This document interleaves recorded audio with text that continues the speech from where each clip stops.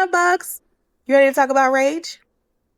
You're listening to Seen with Serena Kumara, a podcast all about the journey of coming home to ourselves, the unlearning, the remembering, and the returning to what's always been true about who we are and what we deserve. Let me tell y'all how excited I was to start this episode. I was so ready that I forgot about the mic not once but twice. I started recording, just started talking as if y'all could hear me, as if the microphone wasn't on the other side of the room. That's just how hype I get talking about sacred rage. I have learned through experience and research that when we talk about personal freedom, like we were talking about last week, a major part of it is embracing every part of yourself. Because when you don't run from it, you can then build a healthy relationship with it. And then you can alchemize it, which means you could take something that doesn't feel so good, that you don't love, and you can flip it to create more of what you do want. And that's the cheat code, to be able to take any circumstance, flip it on its head, and create whatever you want from it. And I love that for us. Since a child, I have had a very close relationship with rage. It wasn't always convenient. It wasn't always healthy. And it was often disruptive, right? And so over time in my healing journey, I realized that was a major source of my shame, that explosiveness that would come from it. And so I remember at the beginning, I became really focused on trying to be as love and light as possible. And anytime any emotion that was anything less than having a giant smile on my face and sunshine and rainbows, I got really uncomfortable. Like I would have really long conversations with my mother, like, well, is this okay how I felt this way? Or like if I called something out. And that isn't natural because who I am at my core, if you really know me, you know, I am very clear about my values. I'm very clear about what is important to me. And that includes things like justice. And so when I got down to the basis of what I was feeling, it wasn't just uncomfortable feelings or angry or irritable. It was, oh, that's connected to rage. Rage is a messenger. It's a holy thing. It's sacred. It points us in the direction of where our wounds are. It can help us to identify what our values are and where they come from. And it is always something to be embraced. It shouldn't run the show, but it's not something to manage. It's something to be listened to. And so when I was able to start doing that, when I was able to look it in the face and learn more about it and do more research and sit with it, it became a lot less explosive. It was more pointed, more honest. And I was able to decide what to do with it as opposed to just letting it run me. Now, rage and anger are not interchangeable. They're not the same thing. They're very closely related. And I think that rage expresses itself as anger quite often. But the way that sometimes we think of rage being just super mad, like anger is regular mad and then rage is super mad, I don't think that's the case. I think the difference is depth. So anger, a lot of times people describe as being a reaction to a trigger that happens in the moment. And I think that that can connect to the rage that's underneath it, the hurt that's underneath it. But rage is deep. And I think that's part of what makes it so sacred, because it can be from many experiences that you've had that go back to childhood. But I also think that that rage can go back through generations. It can be ancestral. And so that is another reason why it's so important to look at it as a messenger, because what is it trying to highlight to us? Anger tells us what happened, but rage tells us who we are. That's that connection to the values that we were talking about. That's that connection to what happened in our lives, what our experiences are, and what happened in our lineage sometimes as well. I've learned so much about myself by looking into my rage. And what I know is that typically it's connected to feeling disempowered. So either the perception of being disempowered or actually not having power in a situation that seems harmful. I think a lot of us avoid looking at our rage because it's uncomfortable. Just because it's sacred doesn't mean that it's fun, right? And life it's just lifing. We have enough on our plate. And now I've got these big uncomfortable feelings that you want me to give space to. Yeah, no thanks. Others of us have had experiences where we did let the rage take over and it was not good. And so we are running in the opposite direction of that because there's a fear of what's going to happen if I allow myself to feel that again. When we take that stance, not just with rage, but with any uncomfortable feeling or experience, we miss out on what it's trying to tell us and show us. So I use myself as an example. Over the years, I have discovered that my rage is usually connected to disempowerment. So either it's going to be the perception of disempowerment or actually not having any power in a situation where I was harmed. Regardless, that's going to point us right back into rage. And that has taught me so much about what I value. Because even in situations where it would look like maybe betrayal is the thing that caused the rage. Yeah, but what was inside the betrayal was me not being given the power to choose because valuable information was kept from me. And therefore, I was disempowered, and that's why the rage is there. Now, last week, I told you that my top core value is freedom. And I don't think that it's coincidental that I now know that I value freedom over almost everything. And the thing that sends me into rage is disempowerment. I think that I learned that freedom is really important to me because I paid attention to what sent me into a rage. So I'm going to stop and ask this question. The last time that you felt like rage was bubbling up, whether you embraced it or you pushed it down, do you know what triggered you? And can you think back to any other situations where you felt that rage bubbling up? And do those two situations have anything in common? If you don't know the answers, I think you should take some time to think about that. Here are some of the roots of rage, I would call them, to help you answer that question. So the first one is injustice, which means a moral line has been crossed. Something messed up happened, somebody was harmed and nobody was held accountable. That can bring up rage.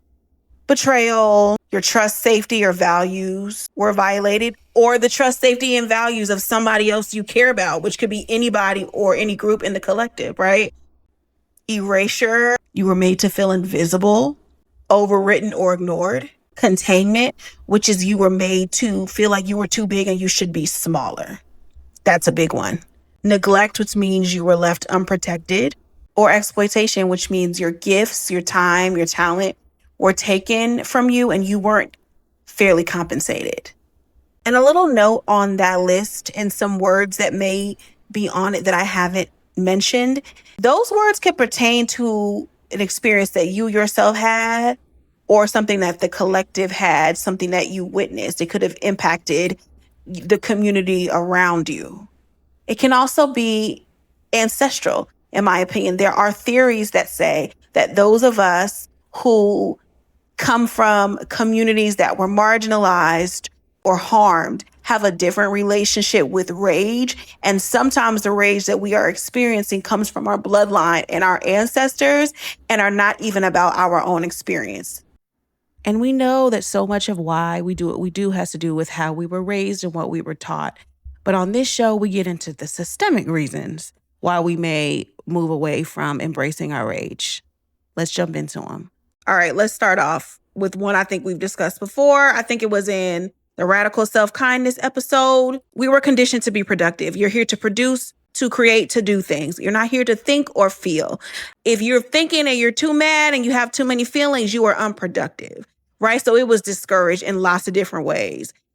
In systems where one group is powerful and one group is oppressed, the oppressed group is discouraged from feeling because feelings mean potential uprising. And we can't have that because you're here to do what? Produce. So to sum it all up, we have run from rage for survival. Full stop. Because the system didn't make room for it. It didn't embrace it. And it, in fact, made it sometimes deadly. We're taught it from a small age in the school system. We mentioned it before, but I don't think I gave the specifics of the influence that the Prussian obedience system had on the U.S. school system in the 1800s. That had a big influence, and that's a part of why We have some of the standards that we have about requiring that emotional neutrality. You're in your seat and you sit still and you raise your hand if you have a question, and you don't have outbursts and you don't have strong emotional feelings. And if you do, that's bad. You get in trouble. You're seen as disruptive or problematic, and you don't want that. And so in order to not be ostracized, in order to survive in those spaces, you assimilate and you learn to keep your mouth shut, keep your head down, be obedient, listen to the teacher, and stuff your feelings until after school or some other time. And because we spend the majority of our formative years in the classroom, how much do you think we internalize that and take that with us as adults? There's also a very obvious religious influence. Even if you didn't grow up in a religion, you were still impacted by the weaponization of religion. A lot of what we consider American values are influenced by Christianity and the weaponized, westernized version of it. What we consider socially acceptable and our moral code in this country is widely based on what Western Christianity believes. The idea that wrath is one of the 7 deadly sins. And I understand that wrath and rage are not exactly the same, but they certainly connect. And the idea that allowing yourself to feel that is a crime against God or a crime against humanity or society, depending on where you fall in there, because it all connects, that's going to keep you from looking at it and embracing the beauty and the power and the message in it. And so even if you are not religious, because it is the societal norm, you don't want to fall outside of what is acceptable in our society, because then that becomes pathologized, which is a whole nother level to the conversation. We don't want to be labeled as angry or emotionally unstable or the disruptive one, right? Somebody always got a problem, or you got to watch her, because we know that that can push us to the outskirts of society, or not society as a whole, maybe the job, right? You get the wrong label in your workplace. The wrong person perceives you a certain way, and you either fired or they start treating you differently. We don't want that rage to rightful injustice to ourselves or anybody to be rebranded as aggression, because we know what that means. And a lot of this was taught to us directly by the people who loved us, because they wanted us to, again, survive and thrive as much as possible. So the conversations about making sure that you are perceived as safe and you have a smile on your face and you're positive and you're friendly no matter what, that was about survival, because there was absolutely a time where being perceived as anything less than very safe could result in violence, physical violence. And that's not wrong. What I am also saying is that when we walk out of those spaces that we may need to be in right now, because we got to make a living, and we go and sit with ourselves or in sacred community, being real about what feelings come up and where they come from is a necessity, because if we are not, they will swallow us whole and no one is able to benefit from them, because believe it or not, rage can be beneficial as well. Rage is the thing that got me to finally leave. Rage made me finally tell the truth. Hell, rage is part of the reason why I'm in front of this camera right now. Rage has brought me a lot of money. Rage has also brought me a lot of healing. Rage has helped me to move, shift, change direction. And rage helped me get to know me. Rage has made me a better advocate for other people. And I believe rage is a huge part of some of the ways we've moved forward in society. Now, next week, we're going to talk about how to alchemize rage, how to make it work for us. But before that, I want to give you a couple things in case you feel like, that doesn't sound like me. I don't struggle to not cuss people out all the time. I don't think I have rage. Here are a few signs that rage is present that's not cussing people out and throwing shit. So one is a complete emotional shutdown. Not just like you're calm, like I'm just done. I'm shut down. I'm not feeling nothing. Another one is sarcasm, but with a little stinger to it. And I have experienced people that do that before. And I am somebody who definitely has done that, where all of a sudden everybody's like, oh, I thought we were just playing. No, it's not funny no more, huh? A silence that is seething. So yeah, you're being quiet, but your inside isn't quiet. Your mouth is shut, but inside of you, things are bubbling up. And a lot of times that comes with, I'm going to be quiet or I'm going to really hurt your feelings. That hyper independence is like, I'm going to do it myself because I don't want to be disappointed. And like how that comes up, that can sometimes be an indication that there's a rage present. Being just chronically irritated or chronically annoyed. Yeah, present. And then tears that come up, but they don't feel like sadness. That is a really big indicator. You've seen people say, I'm not crying because I'm sad. I'm crying because I'm mad. That's what they're talking about. And then also, I know I've done this. These daydreams about getting revenge, even if you never act on it, you kind of, let me tell you, there was a time in my life, and I didn't do it, judgment-free zone, where the only way that I could go to sleep, you know how people count sheep? There was a particular person, and I couldn't go to sleep unless instead of counting sheep, I was counting the amount of times I hit them with a baseball bat. And that would finally get me calm enough to go to sleep. And so thank God for therapy. If you're having anything, maybe not as extreme as that, but any kind of your mind goes to a place of getting revenge back in a way that you wouldn't really do, that's a signal that rage might be something for you to pay attention to. So I have a few questions to offer you. The next time that you feel something that you think could be rage, instead of only asking, what can I do to calm this down? You could also ask yourself, what needs to be honored here? What wants to be seen? What part of me is remembering something that matters? What would change if this rage was trusted instead of feared? I want to say this. Your rage, whatever it is connected to, is righteous.